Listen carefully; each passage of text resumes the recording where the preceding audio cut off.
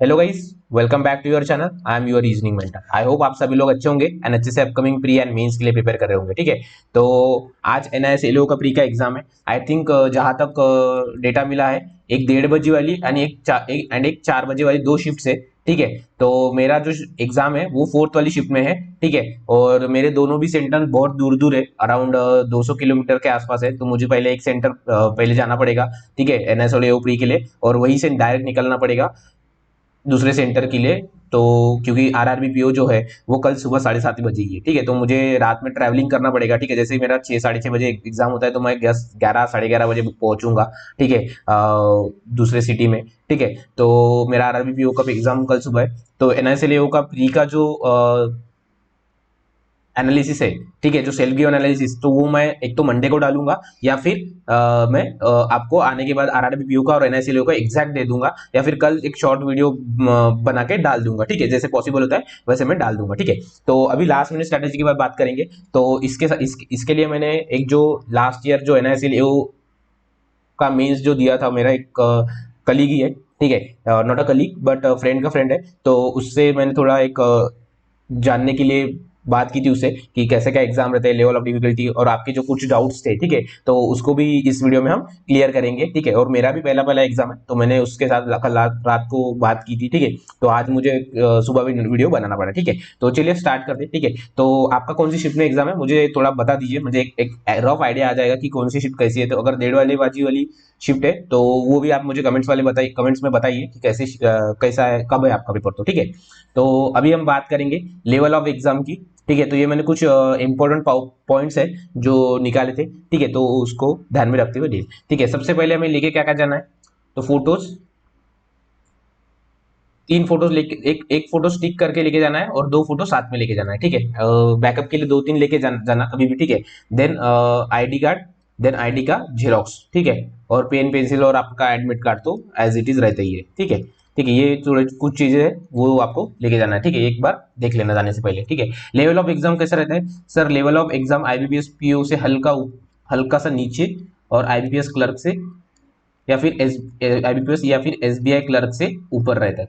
ठीक है, इन दोनों के बीच में जो रहता है सर, एनआईसीएल एओ का रहता है। ठीक है, एनआईसीएल एओ का प्री का लेवल रहता है। ठीक है, तो आपको क्या करना है, देखिए आईबीपीएस पीओ में जैसे एग्जाम रहते हैं वैसे पजल्स रहते हैं। जैसे कि पजल इजीली बनते नहीं, जैसे हमारा आरआरबी पीओ आईबीपीएस क्लर्क में एक या फिर 2 कंडीशन में बैठ जाते हैं, बट आईबीपीएस पीओ में थोड़ा डिफिकल्ट साइड पे रहते हैं। ठीक है, तो ट्राई करना कि आप जो फजल है उसको बाद में करना, वो मैं बताऊंगा इंडिविजुअल स्ट्रेटेजी टू अटेम्प्ट इस सेक्शन में। ठीक है, तो यहाँ पे क्या क्या है वो उसके बारे में बात करेंगे। आईबीपीएस पीओ के थोड़ा सा नीचे, और आईबीपीएस क्लर्क एसबीआई क्लर्क के ऊपर। आईबीपीएस क्लर्क नहीं बोल सकते इसको, एसबीआई क्लर्क। ठीक है, तो बस कुछ क्वेश्चंस जो रहते हैं वो आपको एसबीआई क्लर्क आईबीपीएस क्लर्क के लेवल की भी मिलेंगे। ठीक है, तो कैसे क्या करना है, तो लेवल ऑफ एग्जाम आपको पता चल गया कि मॉडरेट, इजी टू मॉडरेट आएगा। ठीक है, एक तो देखिए पेपर क्या आ जाएगा, एक तो पूरा इजी आ जाएगा या फिर मॉडरेट आ जाएगा।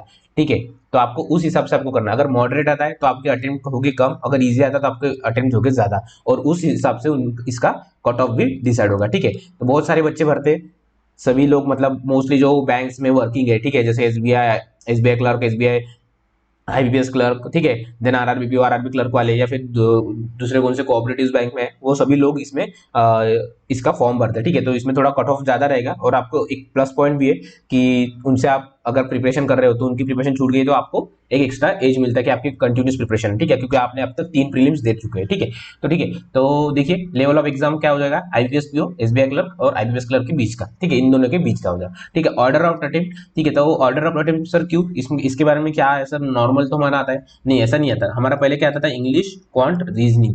बट यहाँ पे क्या किया था, पहले रीजनिंग, क्वांट, इंग्लिश, ये किया था सर आईबीपीएस क्लर्क में।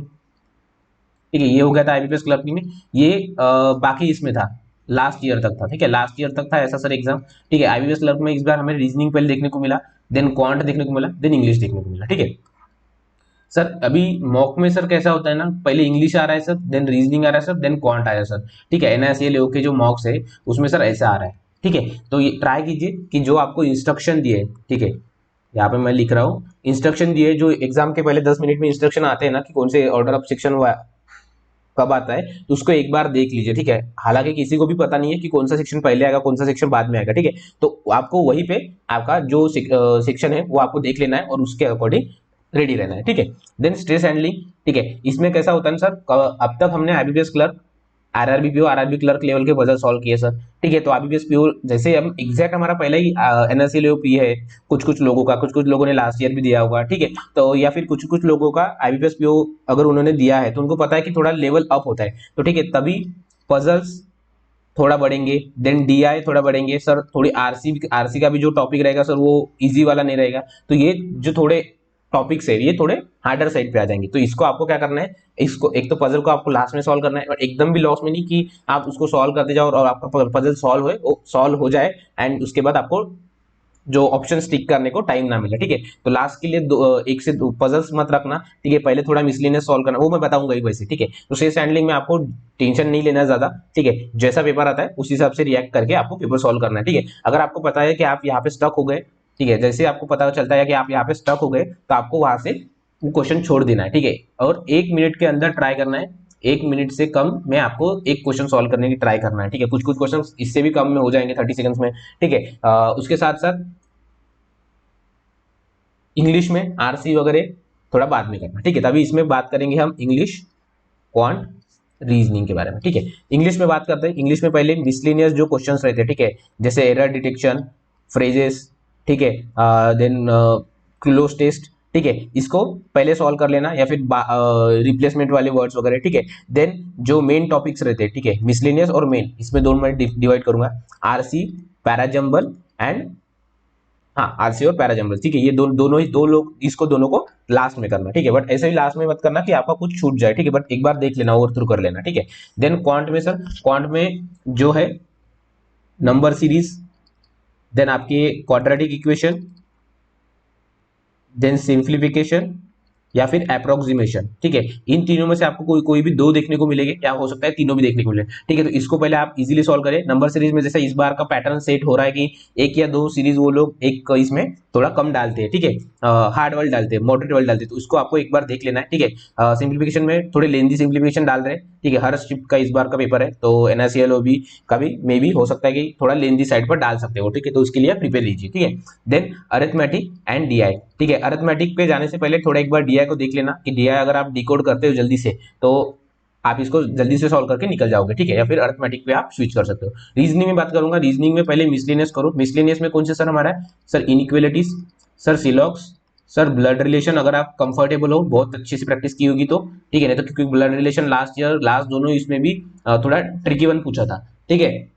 देन उसके बाद सर कौन सा आता है, डायरेक्शन सेंस सर, ठीक है, और जो छोटे मोटे रहते हैं जैसे कोडिंग डिकोडिंग, ठीक है, कोडिंग डिकोडिंग वगैरह ये सॉल्व कर लेना। देन उसके बाद ये कम से कम ट्राई करना 7 से 8 मिनट में, ठीक है। देन उसके बाद जो 10 मिनट रहते हैं उसको देना पजल को, ठीक है, बचे 2 मिनट, ठीक है, इसमें 2 मिनट में जो मिसलेनियस रहते हैं जैसे वर्ड वाले रहे या फिर कुछ अलग वाले क्वेश्चन रहे, इसमें से कुछ छूट गया आपका तो उसको करना, लास्ट में पजल मत रखना, क्योंकि मेरा आरआरबी पीओ का एक ड्रॉबैक था कि मैंने 40 आउट ऑफ 40 किए थे, जैसे आपको पता है 35 मेरे मार्क्स आए थे आरआरबी पीओ में, ठीक है, और रीजनिंग में मैंने आई थिंक 20-22 मिनट में किया होगा इसको, ठीक है, बट मेरा लास्ट में मैं गया 45 मिनट्स में, 43 मिनट्स पे गया आई थिंक गया था, तो मेरे जो 5 क्वेश्चन है उसके अटेम्प्ट करना रह गए थे, ठीक है, आई थिंक 4 अटेम्प्ट रह गए थे, और एक जो वर्ड मीनिंगफुल वाला रहता है वो तो मैंने छोड़ दिया था, ठीक है। तो ये मेरे साथ नहीं हुआ, इसलिए आपको मैं ये सजेस्ट कर रहा हूँ कि पजल थोड़ा बीच में उठाना, लास्ट के लिए पजल मत रखना। हाँ, अगर इजी वाला पजल है जल्दी से सॉल्व कर सकते हो तो रखना, बट मैं बोल रहा हूँ कि आप रिस्क मत लो, क्योंकि 1 से 2 अटेम्प्ट भी बहुत मैटर करते हैं, ठीक है आपके।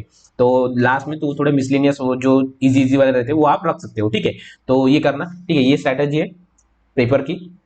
पेपर के लिए आपको ऑल द बेस्ट, और ज्यादा टेंशन मत लेना, ठीक है। आपने अब तक 3 मेंस 3 प्री दिए हैं, ठीक है, तो आपकी अच्छी खासी प्रैक्टिस है। थोड़ा लेवल में थोड़ा डिफिकल्टी आ सकता है, तो आपको उधर वहां पे हाइपर नहीं होना है, आपको कूल रखना है खुद को, ठीक है, और पेपर सॉल्व करना है, ठीक है। सो और कल के लिए बात करेंगे, ठीक है, जैसे मेरा आज एनआईसीएल एओ का फ्री हो जाएगा तो इसका self given analysis and RRB PO mains का, ठीक है, आरआरबी पीओ मेंस का दोनों का सेल्फ गिवन एनालिसिस मैं थोड़ा लेट दूंगा, ठीक है। क्यों सर? क्योंकि मुझे एनआईसी लेओसी यहाँ पे जाने के लिए ऑलमोस्ट 200 किलोमीटर करना है, और मेरे होम टाउन से मुझे यहाँ पे जाने के लिए ऑलमोस्ट 100 किलोमीटर्स, और यहाँ से यहाँ पे जाने के लिए ऑलमोस्ट 200 किलोमीटर जाना है, ठीक है। और आपको सभी लोगों को पता है 7:30 बजे इसका टाइमिंग है, ये पेपर 5 से 6 रहेगा ऑलमोस्ट, यहाँ से मुझे यहाँ पे भी जाना है, ठीक है। 200 किलोमीटर्स ये करके, ठीक है। तो सेल्फ गिवन एनालिसिस हो सकता है कि थोड़ा लेट आ जाए, ठीक है, बट ट्राई करूंगा मैं कि अगर